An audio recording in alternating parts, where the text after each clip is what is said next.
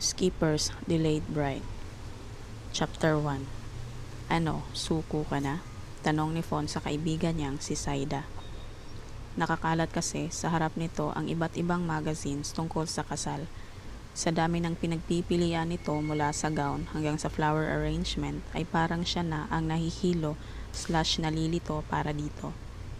Ilang buwan na lang kasi ay ikakasal na ito kay Nathan. At sa pagkakaalam niya ay ayos na ang mga gown. Tanging ang mga bulaklak na lamang ang kailangang problemahin ito. Pero dahil may pagka-OC si Saida ay pinahihirapan uli nito ang sarili. Nakasimangot na tumingin ito sa kanya. Huwag ka nang magsalita, alam ko na kung anong kasunod niyan.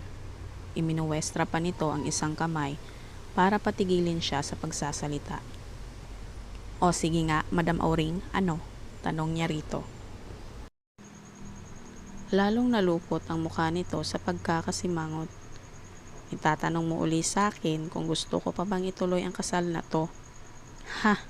I'm sorry to disappoint you, my dear friend, pero tuloy pa rin ang kasal ko. By hook or by crook, magiging bride ako. Walang tutol si Fon sa pagpapakasal ni Saida. Naging biro lamang nila iyon dito ni Ocean kapag nakikita nila na frustrate na ito sa pag-achieve ng dream wedding nito. Kung bakit kasi naisipan pa nitong sa tabing dagat magpakasal. Ngumisi siya rito. Hindi kaya iyan ang sasabihin ko. Masyado mo namang pinangungunahan ang isip ko. Hay nako Fon, kilala na kita mula ulo hanggang sa ingrown mo. Kahit hindi ka magsalita, alam ko kung anong tumatakbo sa luka-luka mong isip. Lumuwang ang pagkakangisi niya rito. Salamat sa papuri, Sides. You're such a friend. Kaya nga magkasundo tayong tatlo ni Ocean. Birds of the same feather are the same birds. Pakwelang sabi niya rito. Natatawang umiling na lang. Umupo siya sa tapat nito. Walang masyadong tao sa Tea Fairy dahil Sabado. Kaya okay lang na petiks muna sila. Ang Tea Fairy ay ang tea shop na pag-aari nilang tatlo ni na Ocean at Saida. Ang kanilang baby na naging simbolo rin ng pagkakaibigan nila. Tea Fairy became their heaven. At lahat sila ay hands-on sa pagpapatakbo niyon. Sa Tea Fairy din niya nagagamit ang pagkahilig niya sa pagluluto ng kung ano-ano. Game din kasi ang dalawa niyang kaibigan na subukan ang mga niluluto niya at isama sa menu ng Tea Fairy na nagustuhan din ng mga customer nila. Kinuha ni Fon ang isang magazine at binuklat iyon. Iba't ibang design ng wedding gowns ang naroon. Noon niya naalala na hindi pa niya nakikita ang wedding gown nito. Alin dito ang napili mo? Maya-maya ay tanong niya rito na ang tinutukoy ay ang mga design ng wedding gown. Nagpa-design na lang ako. Wala akong feel dyan eh. Saka walang bagay sa sapatos na isusuot ko. Sagot nito. Hindi napigilan ni Fon ang mapangiti. Isang shoe designer si Saida at mukhang mas concerned pa ito sa sapatos na isusuot kaysa sa wedding gown nito. Inuna kasi nitong pag-isipan at gawin ang dream wedding shoes nito kaysa sa mismong bridal gown nito. Sa bagay, mas maganda yung original. Magmumukha kang timang kapag ganito ang suot mo sa beach. Itinuro niya ang isang gown na may masyadong makapal na tela. Uy Fon, next week na ang fitting ng gown natin ha. Huwag mong kalilimutan. Maya-maya ay paalala sa kanya ni Saida. Ipifit mo na agad ang gown mo? Halos 2 buwan pa bago kay kasal ah. Paano kapag tumaba ka? O kaya biglang tumabayan? Inginuso niya ang tiyan nito. Tila na eskandalong pinandilatan siya ni Saida. Hindi pa yata ito nakontento at hinampas pa siya sa braso. She chuckled. What? Hindi na tayo bata. Open-minded na ako sa mga ganun. Huwag ka nang mahiya. You'll never know. May 2 buwan pa. Don't tell me. Luka-luka ka talaga. Wholesome ako, no? Gusto ko na proud na maisuot ang aking white wedding gown. Kaya no touch muna. Putol ni Saida sa sasabihin niya. Kapag may laman na, hindi na wholesome. You're so judgmental. Kunwari ay ako sa niya rito. Kung sa bagay ay may punto ito. Minsan na rin niyang pinangarap ang sinabi nito. Pero malabo nang mangyari na maisuot pa niya ang puting trahe de boda. Baliw ka talaga. Basta, hindi ako tataba. Saka wag mong ibahin ang usapan. Darating ka next week ha. Sunday tayo pupunta sa Couturier at kasama si River. Natigilan siya. Bakit kasama ang anak ko? River was her 5-year-old daughter. Ito ang sentro ng kaligayahan at buhay niya. Sa murang edad ay kitang-kita na niya kung paanong walang kahirap-hirap na nakakakuha ng atensyon ang anak sa pagiging bibo at maganda nito. Sa edad na 5 taon ay diretsyong-diretsyong magsalita ito. Hello, kasama sa entourage ang inaanak ko. Malamang kasama siya sa pag-fit ng gown. Sagot sa kanya ni Saida. Oo nga naman. Mainit ngayon, ako na lang kukuha ng gown niya. Sa bahay na lang niya isusukat. Sasabihin ko na lang sa'yo kung anong problema sa gown niya. Carry na yon.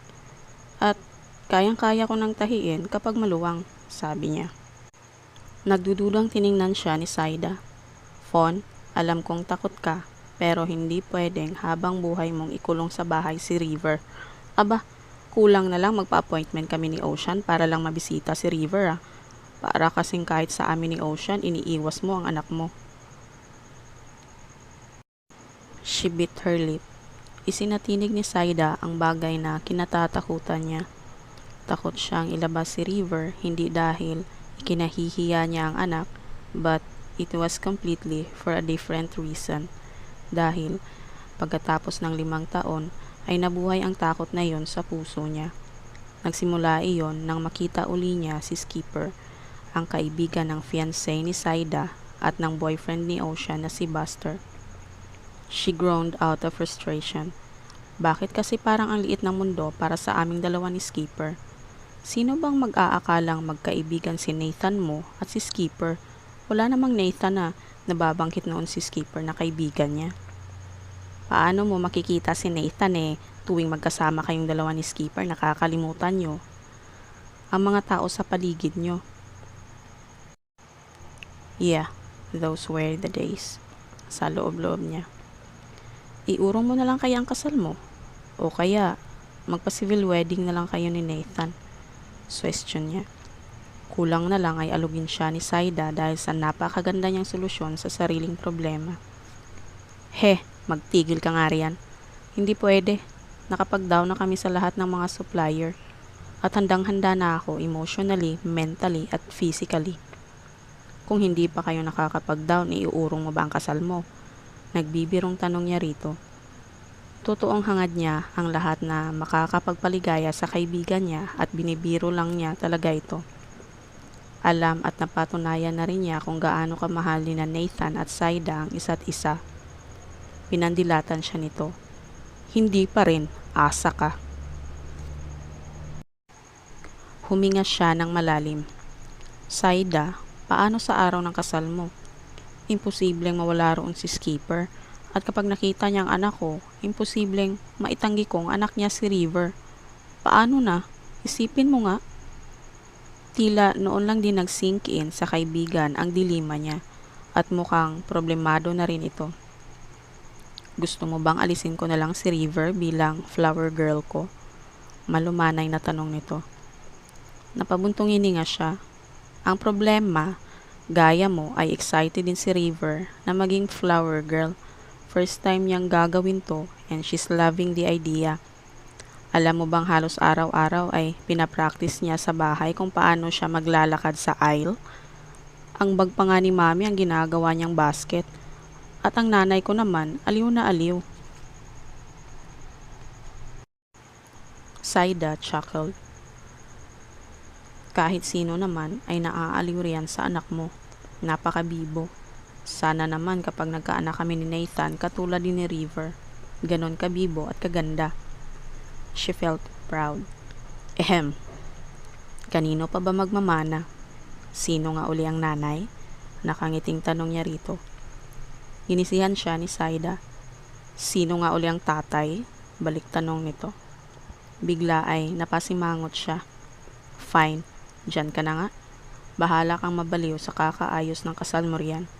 Doon muna ako sa trabaho. Payayamanin ko muna ang shop natin. Habang naglalakad, pabalik sa kusina ng Tea Fairy ay narinig pa niya ang malakas na pagtawa ni Saida.